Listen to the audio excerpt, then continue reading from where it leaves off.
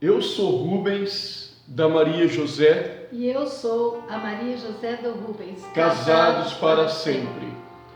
Atos, capítulo 2, e o versículo 1.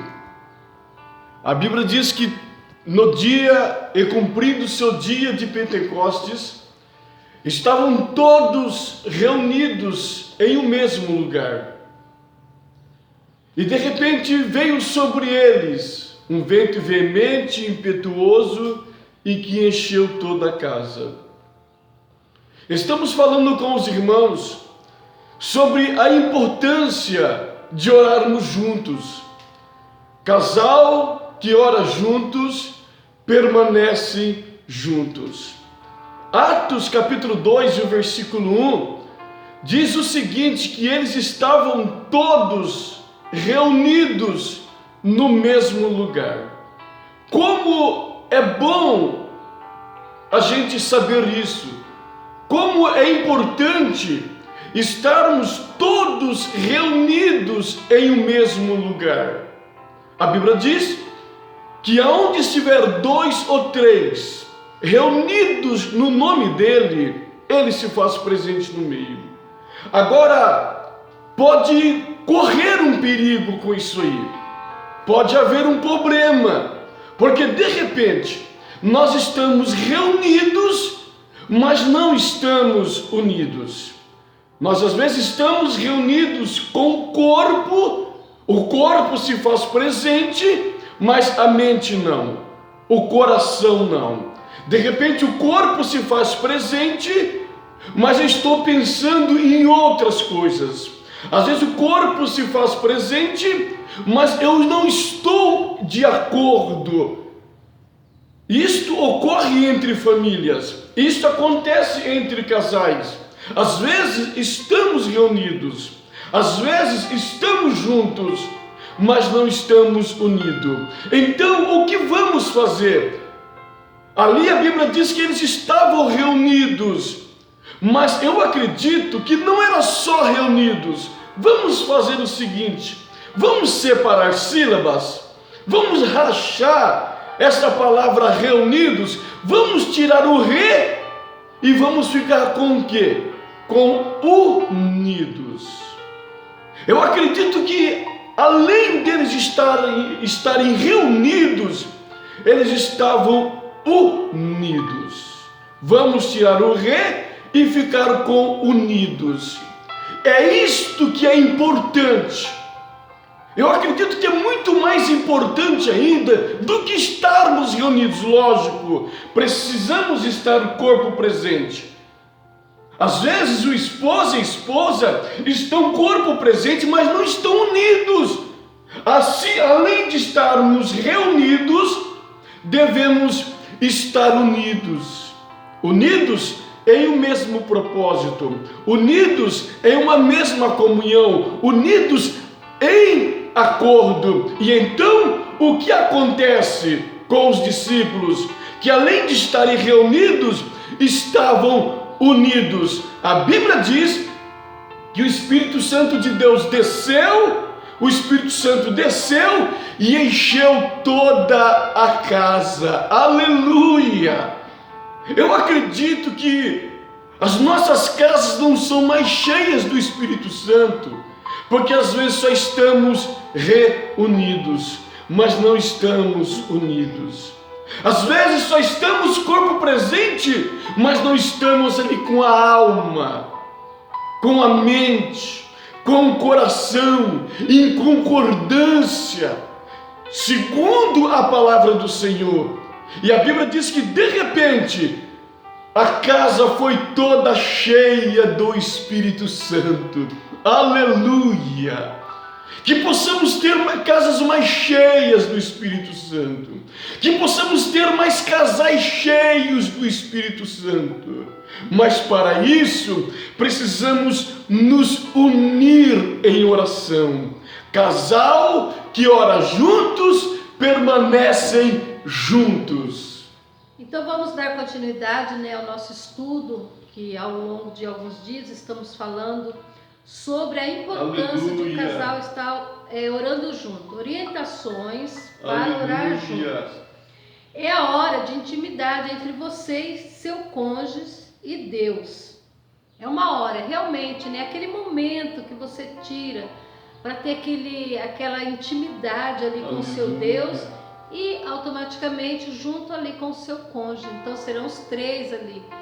Você e seu cônjuge e Deus, aquele momento particular de vocês, que é muito importante Aleluia. para o crescimento espiritual, para as bênçãos de Deus estar voltada para você, para o seu esposo, para a sua família. Primeiro, não critique as orações do seu cônjuge, nem discuta a validade bíblica delas. Isso é muito importante, né? A partir do momento que nós decidimos pôr em prática esse ato de estarmos orando junto, é importante nós estarmos aprendendo também. Por quê? Nós orando junto, automaticamente eu vou estar ouvindo que meu esposo está orando, né? E ele também ouvindo as minhas orações, a forma que eu oro. Então nós devemos ter muito cuidado para não estarmos criticando as suas orações, porque cada um tem o seu jeito particular de falar com Deus. Ou de repente o cônjuge esteja passando por algum momento íntimo dele, vamos dizer assim, um momento de angústia, dificuldade, e ali ele vai estar se abrindo com o Senhor, fala alguma coisa que você não concorda, ou você achou estranho, sei lá. Então jamais critica, né? Porque você não sabe, às vezes a gente conhece só a aparência, o que ele está passando aparentemente, mas no íntimo você não sabe. Porque se isso acontecer, se nós começarmos a criticar, isso fará com que seu cônjuge sinta relutância em orar em voz alta. Você vai o intimidar, né? Se você o repreende uma vez que ele esteve orando do seu lado, você ouviu alguma coisa que você não gostou, depois você criticou, isso vai fazer com que ele tenha uma relutância em orar em voz alta. Ele vai ficar intimidado, ele vai se fechar, ele não vai ter a mesma liberdade de estar orando juntamente com você. E tenha certeza, isso é tão importante, a oração em concordância, o casal se unir para orar num só objetivo, que Satanás ele vai procurar de todas as formas impedir que isso aconteça. E muitas vezes nós, sem vigiarmos, né, poderá acontecer de darmos essa bobeira, e isso poderá ser um motivo para impedir que nós continuamos neste propósito de orarmos juntos. E de repente, se isso aconteceu, houve essa crítica, e se você sente, se você é culpado disso, arrependa-se. Se houve isso, se aconteceu, então o que é necessário você se arrepender, né? E falar, não, vamos continuar orando junto, isso não vai acontecer novamente. Eu tenho experiência com isso.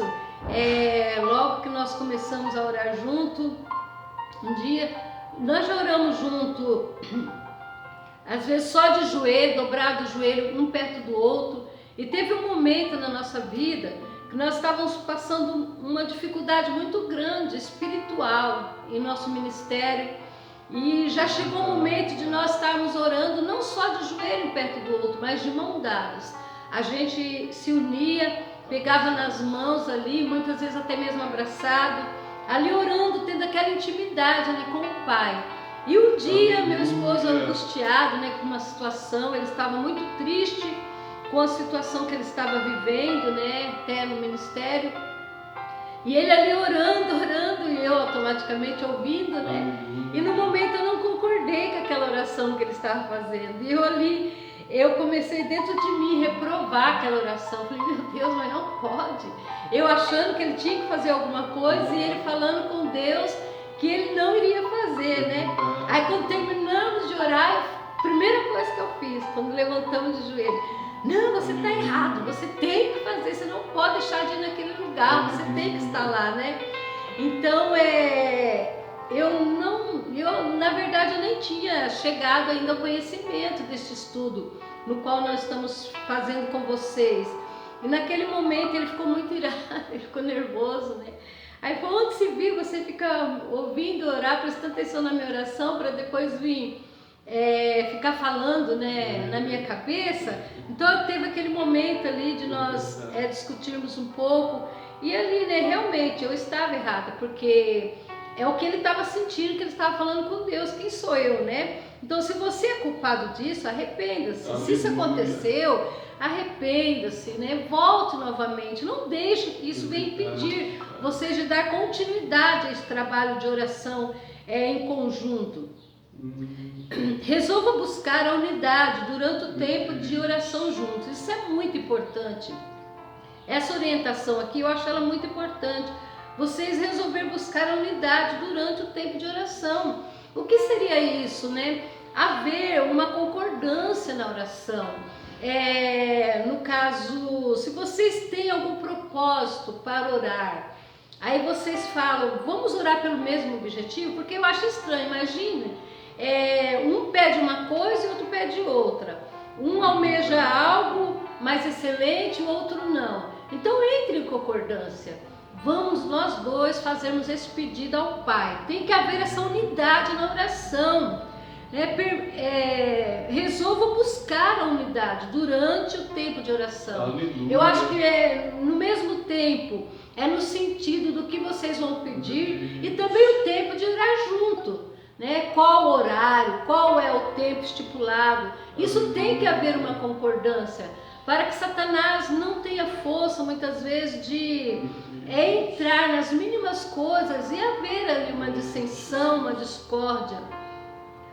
Permita que Deus produza o crescimento na vida de oração do seu cônjuge.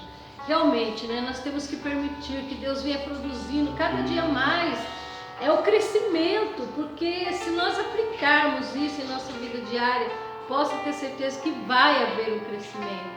Mas que para que isso aconteça, nós devemos permitir, devemos evitar que tudo isso aconteça, né?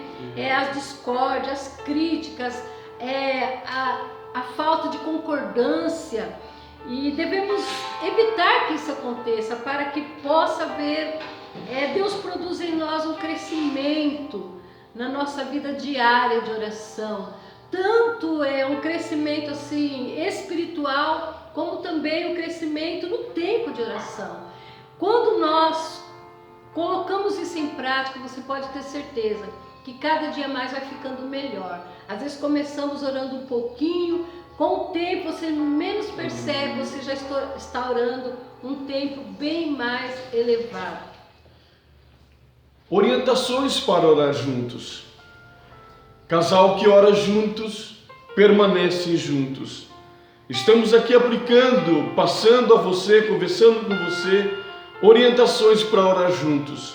A primeira orientação, o primeiro foco é não criticar a oração do seu cônjuge, ou ficar prestando a oração, prestando atenção ao que ele ou a que ela está orando, para depois criticá-lo. Segundo ponto que queremos destacar para você, sobre as orientações de orar juntos. Parece um paradoxo. Daqui diz o segundo ponto: preste atenção às orações de seu cônjuge e terá um melhor entendimento do relacionamento dele ou dela com Deus. Aqui, o Casados para Sempre está querendo nos ensinar é o seguinte: prestar atenção à oração, não para criticar, não para depois ficar colocando objeção à oração do seu cônjuge, mas é para perceber o crescimento dele ou dela, para perceber o crescimento dele,